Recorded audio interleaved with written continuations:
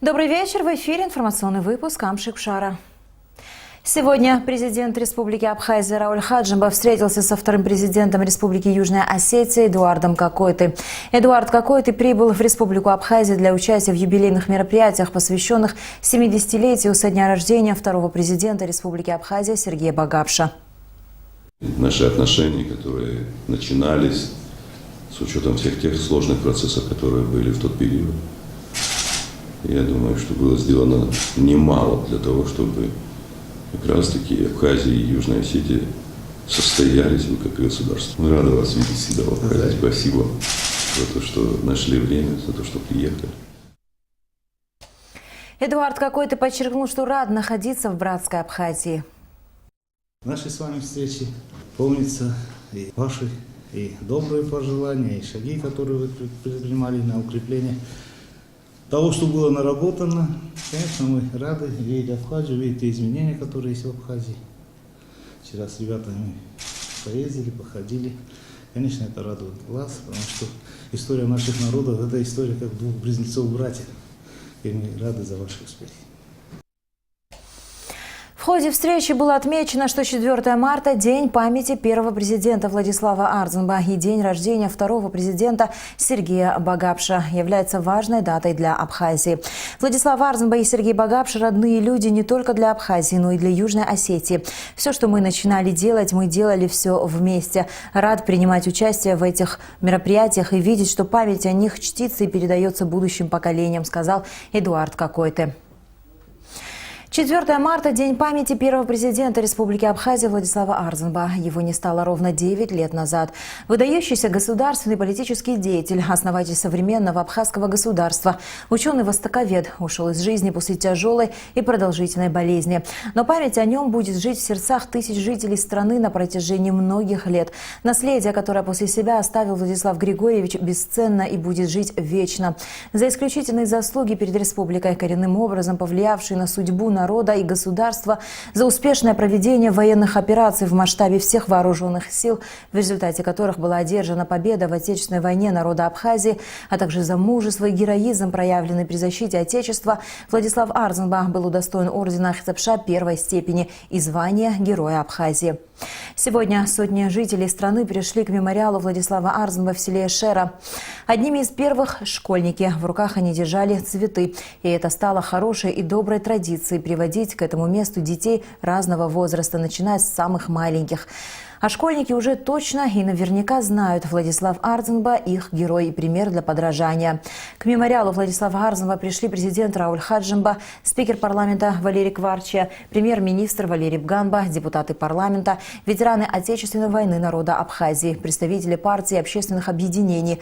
Почтить память первого президента Абхазии пришли Сергей Бабурин, Андроник Мигранян, Эдуард Какойты. Имя Владислава Арзенба прочно врезалось в память и умы тех, кто бок о бок прошел с ним кровопролитную Отечественную войну. Наряду с сильным характером, острым темпераментом и неизменной требовательностью Владислав Григорьевич Арзенба был всегда близок и доступен для своего народа. Люди, которые лично были знакомы с ним, вспоминают многогранность и сложность его характера. Он был лидером и остался.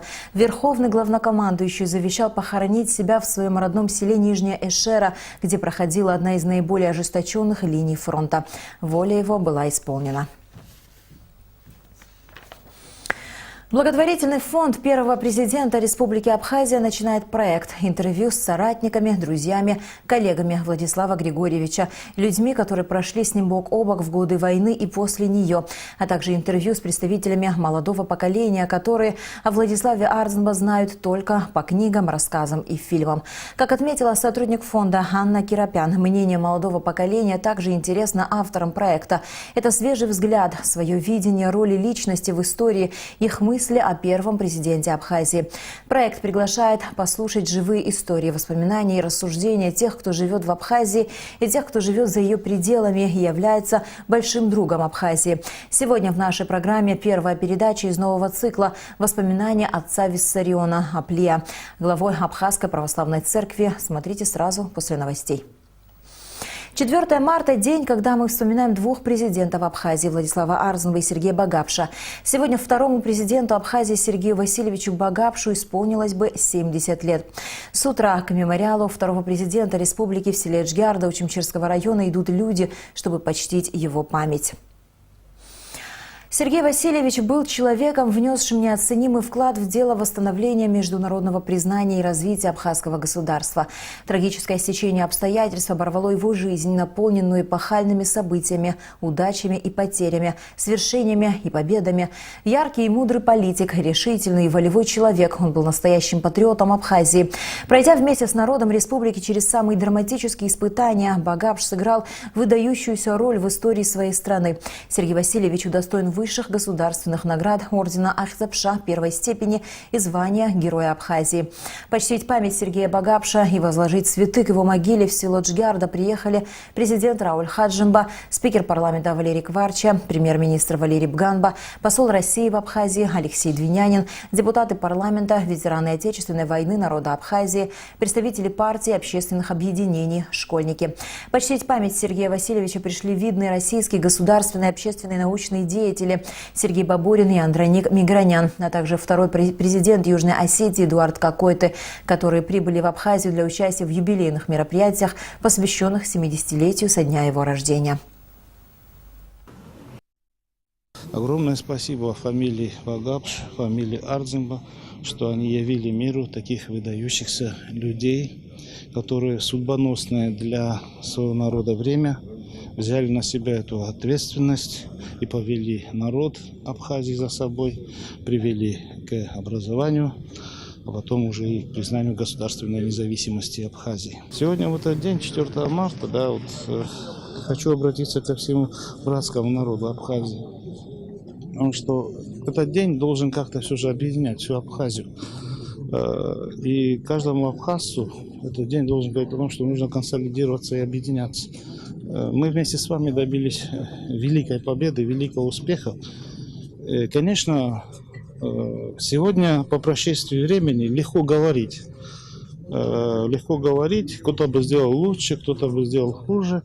И многие, когда говорят о том, что роли, допустим, Сергея Васильевича там никакой не было, что кто-то бы мог и без этого признать Абхазию. Дорогие мои братья, хочу до вас довести, что этот великий человек сделал все, чтобы Абхазия была признана. И в тот момент лучше меня никто не знает, какое оказывалось давление, какие были подводные течения.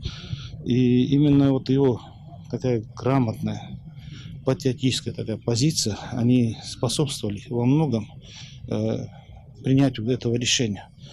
И поэтому я бы просил всех, чтобы все это ценили. Это его огромную заслугу, огромный вклад.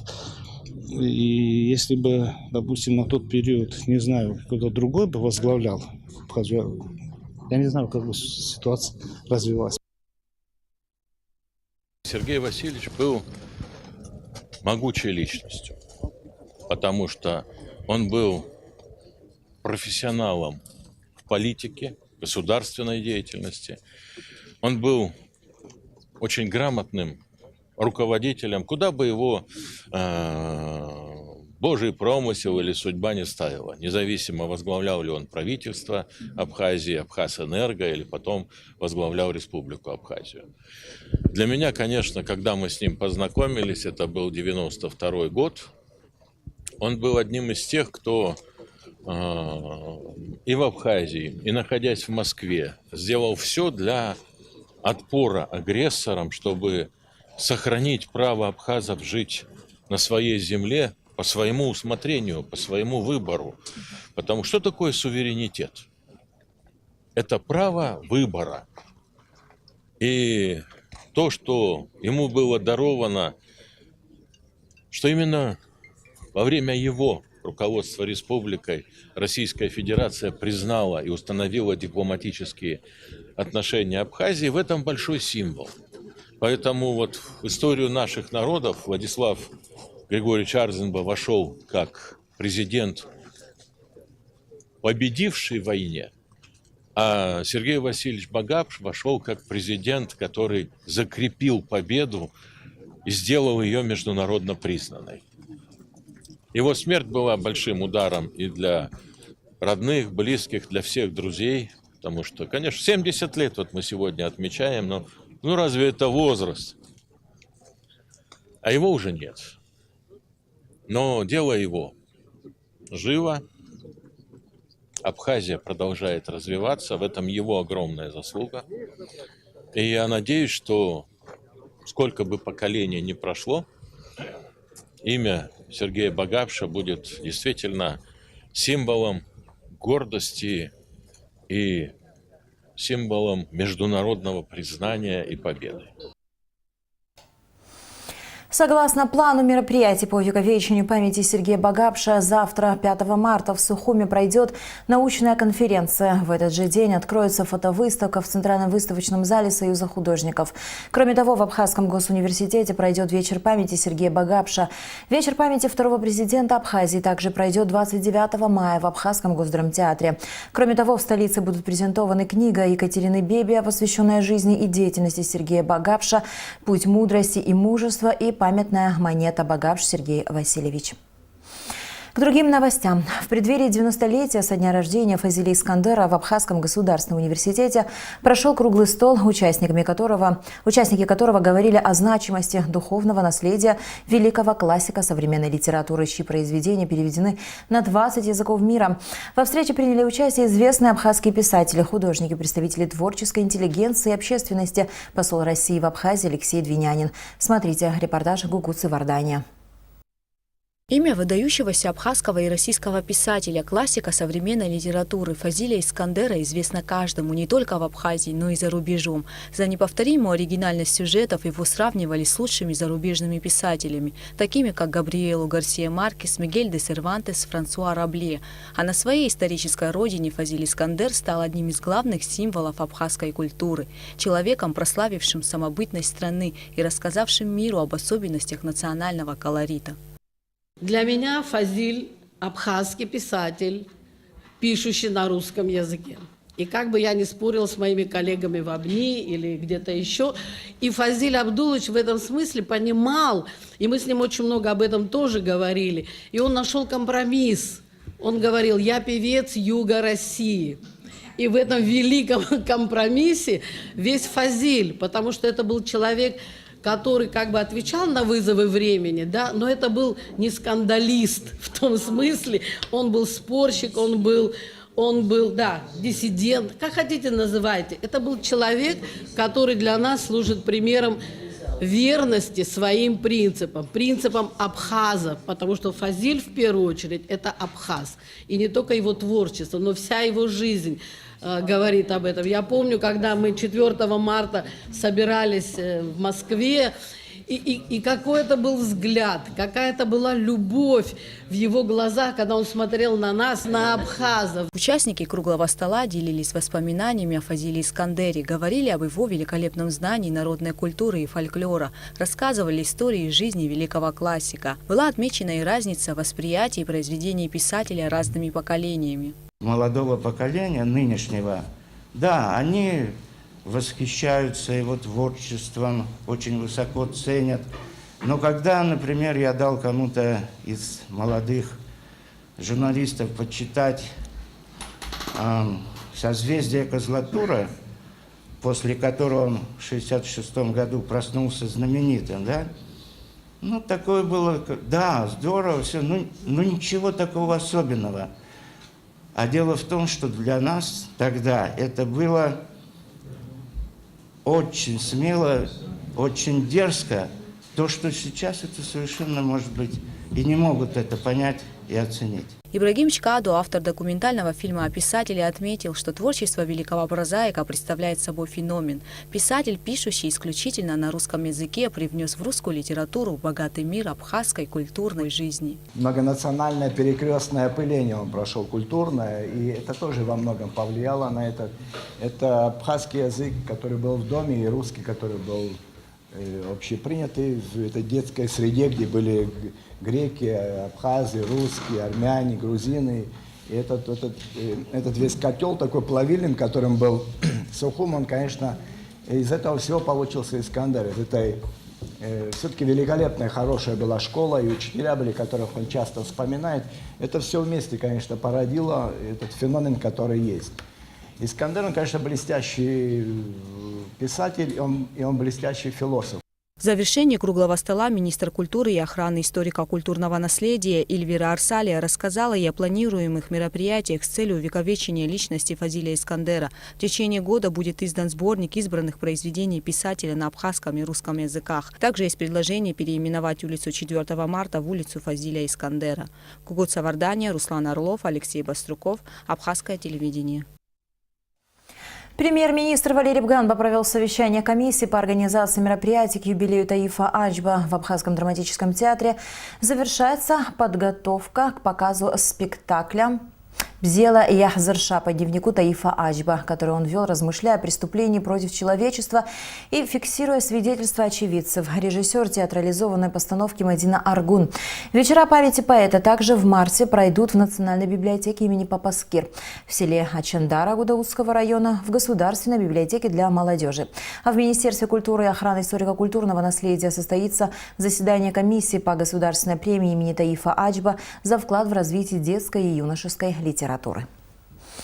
Крупный пожар произошел сегодня в Очимчирском порту. Как сообщила пресс-служба МЧС, загорелся ангар с рыбной мукой.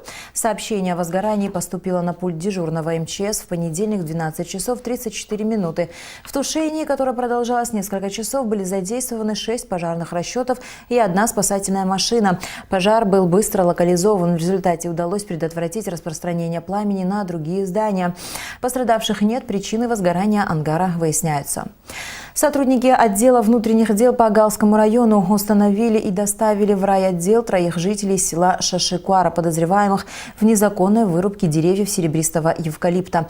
При осмотре помещений по месту проживания данных лиц сотрудники милиции обнаружили и изъяли бензопилу и 196 пучков веток эвкалипта, сообщает пресс-служба МВД Абхазии. Ранее 2 марта в дежурную часть УВД по Галскому району поступило сообщение об уничтожении деревьев серебристого эвкалипта. Следственно-оперативная группа, выехавшая на место происшествия, обнаружила на безлюдной местности между селами Ряб-Хумушкур и Шашикуара спиленные бензопилой 28 стволов эвкалипта с обрезанными ветвями. Проверку по факту незаконной вырубки эвкалиптов проводит прокуратура Галского района. Управление ГАИ МВД Республики Абхазия информирует о временном перекрытии движения автотранспорта по Гумистинскому мосту. Сообщается, что 5 марта с 23 часов и до часу ночи 6 марта в связи с проведением ремонтных работ въезд на Гумистинский мост будет закрыт. Управление ГАИ Республики обращается к автовладельцам с просьбой временно ограничить движение в данном направлении. Началась Масленичная неделя. Масленица – древний восточнославянский традиционный праздник, который отмечают перед Великим постом. По сути, это прощание с зимой и торжественная встреча весны. Конкретной даты празднования этого дня в календаре нет. Она меняется каждый год в зависимости от даты празднования Пасхи. Масленичная неделя совмещает в себе компоненты славянской мифологии и народного христианства. Также у этого праздника имеются свои атрибуты, основные из которых в большей степени развлекательные – ярмарка, хороводы, костры и, конечно же, огромное количество блинов, которые пекутся и для себя, и для гостей. Несмотря на то, что праздник имеет славянские корни, в последние годы Масленицу отмечают и в Абхазии. Во многих семьях перед началом Великого поста пекут блины и подают их с горным абхазским медом или вареньем из киви, фихуа и мандаринов. Интересно, что некоторые абхазские хозяйки пекут на Масленицу блины с сюрпризом по старинным абхазским рецептам из кукурузной муки. И в завершении выпуска о погоде. По сообщению Гидрометцентра, завтра в Абхазии ожидается небольшая облачность без осадков. Температура воздуха ночью 0,5, днем 10-15 градусов. Температура морской воды 9 градусов.